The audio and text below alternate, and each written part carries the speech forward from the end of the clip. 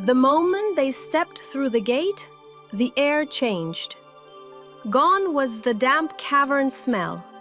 Now, a crisp scent of pine and something sweet, like wildflowers, filled their lungs. But it wasn't the scent that took their breath away. It was the forest itself. Towering glass trees surrounded them. Not metaphorical glass. Real, transparent trunks with branches like crystal. Light filtered through them, casting rainbows across the soft, mossy ground. The sky was pale silver, and though there was no sun, everything glowed with an inner light. Zoe turned in a slow circle, her eyes wide. Where are we? Alina touched one of the trees. Her fingers didn't pass through, but a low tone rang out, like a chime. This is the forest of glass, a memory place. It reflects what's inside us and what's been taken. Luna stared at her reflection in one of the tree trunks. Instead of her normal self, the reflection showed her as a younger child, holding her father's hand, smiling. Then, as she blinked, the image vanished. "What was that?" Luna whispered. Alina's face grew serious. Sometimes, the forest gives something back, a glimpse, a warning. Milo, who had been running his hand along the bark of a glowing stump, turned to them. "We're not alone." He pointed down the winding path where shapes flickered, human-like but blurry, like smudges in a photograph. They moved slowly without sound. "Echoes," Alina said softly. "They're not dangerous, not unless you chase them." Zoe's hand went to her necklace instinctively. "And if they chase us? Then we run," said Alina. "But stay close, the forest shifts." As they walked deeper, the trees began to hum, a soft, melodic harmony. Each tree sang a different tone, and together it sounded like a distant lullaby. The notes wrapped around their minds, making it harder to think, to remember. Zoe shook her head, trying to stay focused. "This place messes with your thoughts." "That's the point," Alina replied. "The forest tests who you are when everything familiar fades." Just then, Milo gasped. "Guys, look." Ahead, in a small clearing, stood a massive glass statue. It was a figure of a person in a cloak, but its face was hidden by a mirror mask. Around its feet were dozens of crystal flowers, all pointing in the same direction, a spiral path that descended into the ground like a funnel. "Do we follow it?" Luna asked. No one spoke as they approached the spiral path. The soft moss under their feet changed into smooth crystal tiles, each step echoing faintly in the quiet forest. The spiral wasn't just a path. It was a tunnel, gently sloping downward into the earth. Its walls shimmered like frozen soap bubbles, constantly shifting color, reflecting memories in brief flashes. Milo stopped mid-step when he saw his reflection. He wasn't alone in it. His mother was there, sitting beside him at a workbench, handing him tiny screws and laughing. The image faded before he could react. "Why is it showing us these?" he asked. Zoe replied, "Maybe it's reminding us what we've already lost." "No," said Alina quietly. "It's showing what might still be taken." As they continued, the tunnel narrowed. The lights grew dimmer, replaced by bioluminescent veins that ran through the walls. They pulsed like a heartbeat, responding to their presence. The air turned cooler. Then came the whisper, faint at first, like leaves brushing against each other, but it formed words. Not all who enter remember who they were. Luna shivered and grabbed Zoe's hand. Did you hear that? Yes, Zoe whispered. It sounded close. Suddenly, a figure appeared at the edge of the tunnel, barely visible through the shifting walls. It looked like a boy, about their age, standing still. His features were blurred, but his posture was familiar. Milo? Zoe asked, turning. Are you behind me? I'm right here, he said, stepping forward. Then, who was that? The boy stepped forward too, but only in the reflection, and then he smiled. Zoe gasped and stumbled back, bumping into Luna. That's not you! The reflection boy faded as quickly as he had appeared. Alina looked alarmed. The forest is beginning to test you personally. It mimics things you trust. Don't follow what isn't real. They walked faster now. The spiral deepened and opened into a chamber, circular and vast, with a glass floor that revealed something glowing far beneath.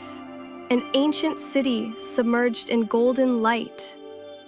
Whoa, whispered Milo. It's like Atlantis. Zoe knelt and pressed her hand to the glass. It's real. There's something down there. Alina nodded. The eye was only a key. This is what it was protecting. Suddenly, the chamber trembled. A sharp screech echoed through the tunnel behind them. Luna spun around. What was that? Alina paled. Something followed us in. From the spiral path above, shadowy figures began to emerge. No longer soft echoes, but solid shapes, crawling like they were born from the... Zoe banged her fist against the glass. There has to be a way down! The glowing city below shimmered, the light pulsing like a heartbeat.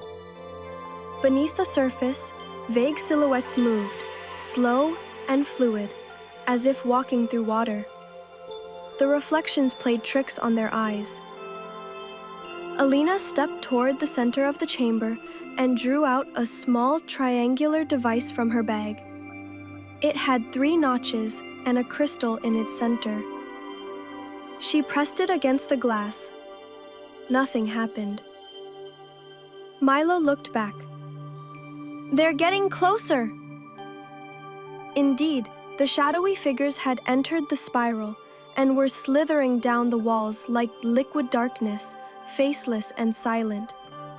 Their shapes flickered in and out of focus.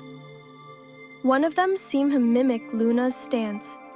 Another moved like Zoe.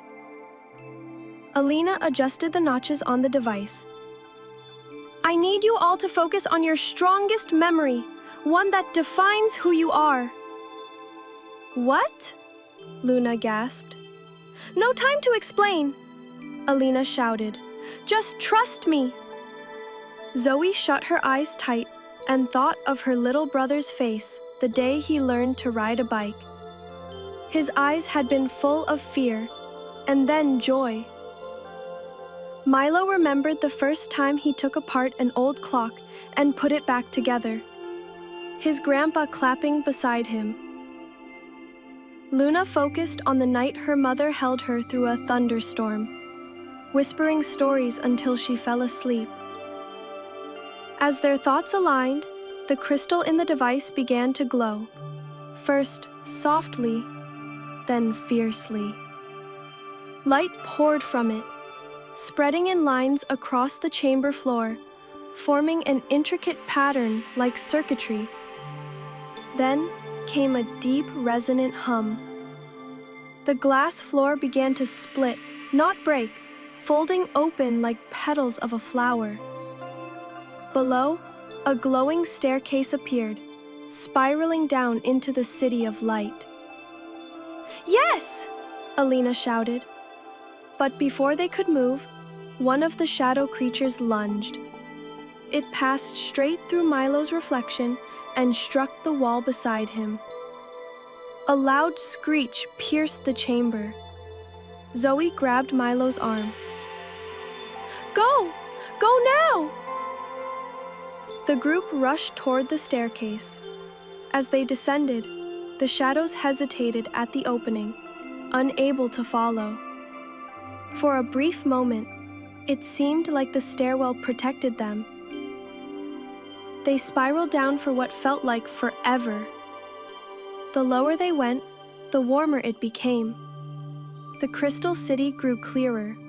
Towers, bridges, and structures shaped like gears and stars. "It's beautiful," Luna whispered, breathless. But Alina didn't smile. She looked worried. The golden glow intensified as they reached the base of the staircase. The floor beneath their feet was smooth and metallic, etched with circular patterns and symbols none of them recognized. The walls seemed alive, pulsing gently, almost breathing. Zoe looked around in awe. "It's like the whole city is listening." Luna walked slowly, her hand grazing a nearby pillar. It lit up beneath her touch, revealing swirling lines that moved like ink in water.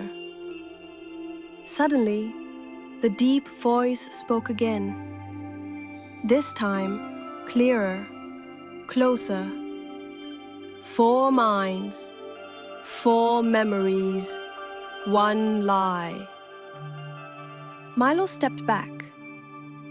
"What does that mean?"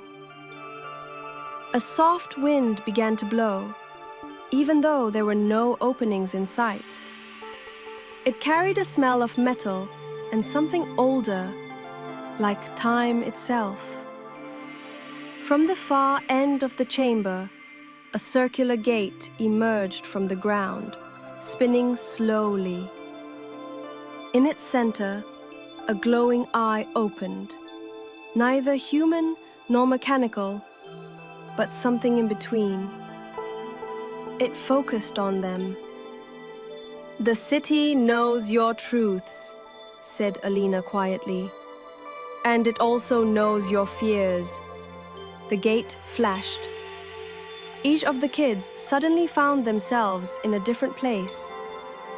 Zoe was in her bedroom, but younger. She heard her parents arguing outside the door. She remembered this night. She had cried under the blanket, pretending not to hear. Luna stood in her grandmother's garden, watching her dog run across the yard. But then, the dog vanished, and so did the sun. Milo was at school, presenting his science project. Everyone laughed, not because it failed, but because he stuttered. His cheeks burned, and he wished to disappear. And Alina? She stood in the middle of a dark forest, alone, always alone. One by one, they broke through the illusions. Zoe clenched her fists. "You're not real! This already happened! And I'm still here!" Luna whispered, "This doesn't control me anymore." Milo smiled softly. "That boy is still me." But he kept going. Alina took a deep breath. "Being alone made me strong, but now I have them." With those words, the illusions shattered like glass. They were back in the chamber, together. The eye in the gate blinked once, slowly. Then it opened fully, revealing a pathway made of light, descending